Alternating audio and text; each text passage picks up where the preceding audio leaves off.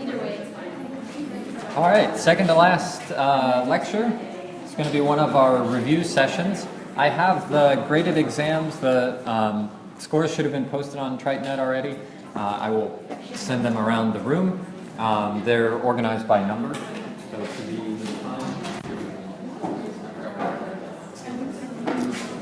Our topics for today are primarily review, but I also, as part of that review, want to review what the next week or so looks like, because we only have about a week of class left by about this time in 7 days. You'll probably be really frustrated with me for the final, but then you'll walk out of the room happy that you're done with the class. In terms of deadlines that are coming up, you've got your last homework, which is homework 7. Homework 7 is due on Friday. What's the date? Let's see, it's the 7th, 8th, 9th. So that's going to be due on June 9th. Yeah. Do you have the average for midterm 3? Actually, I do not have the average for midterm 3, but I will get it and post it. Thank you. I'm going to make myself... Oh, right. What was it you found? 21? Jenna got the average and reported it to me, and now I forgot it, but she recalls it to be around 20 or 21.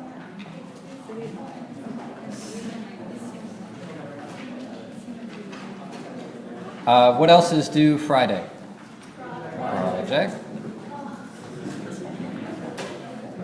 Project is also due Friday on June 9th. Just bring your project with you to class. Let's do it at the same time. And then when is your final? It's going to be Wednesday. So what would that be? June, 10, 11, 12, 13, 14? What time? 11:30 to 2:30. And where is it? Yep. Please don't be late. We do not have flexibility with giving makeup finals, mostly because I can't write you another final in time to give you another one. That's all the time that we have for the final. In terms of finals, you can have this time 2 pages of notes. I don't care how you write these. If you can organize more on a computer and you want to put the computer stuff in there, that's fine. If you want to write them by hand, yeah. How cumulative is the final going to be? Like, is it going to be more focused on the topics like It's entirely cumulative, but you know, it's sort of almost all engineering classes are cumulative almost by default, because I can't make you forget what you learned in the first couple of weeks for the batch stuff. Because those are the same principles we learned afterwards. There will be those last 2 topics or 3 topics that weren't on midterm 3. You can be assured that one of those, at least one of the questions is going to be on one of those topics. So like the Levenspiel stuff or the interstage cooling. Those will definitely be on there, but the rest will be a generic mix of everything up until now. Actually, that's a really good... Ask me again, when I get off of this screen, ask me again the topic that won't be on the final, because I'll get to that in a minute. Let's see, anything else about the final? 2 pages of notes. No, that's about it. It's in here. Yeah. 3 hours?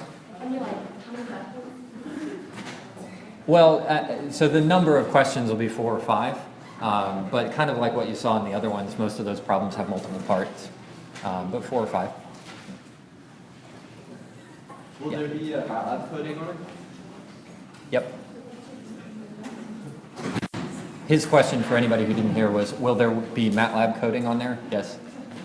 Yeah. Nope, you can do whatever you want for the notes. But please keep them to just 2 8.5 by 11 pieces of paper. Don't come in with like posters or something like that. Yeah. So is there going to be equal questions devoted to each part of the course, or is there going to be more emphasis and stuff that wasn't in any of the midterms, like the week 8, 9 material on process design? Well, it'll probably look like those are overemphasized just because I have to ask a question. I don't have to. I am going to ask a question on those topics that we covered in that last week. So proportionally, it will look like those are overrepresented. But according to the points, it'll be more or less equally drawn from the rest of the course.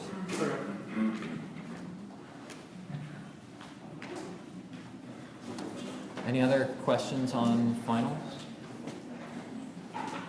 So, okay, feel free to keep asking me roughly what's on the final. I'm not completely done writing the final, so I can't tell you what will or will not be on there. Unless somebody asks a really good question, and then I'll say I'm going to put that on the final, and I'll refuse to answer it.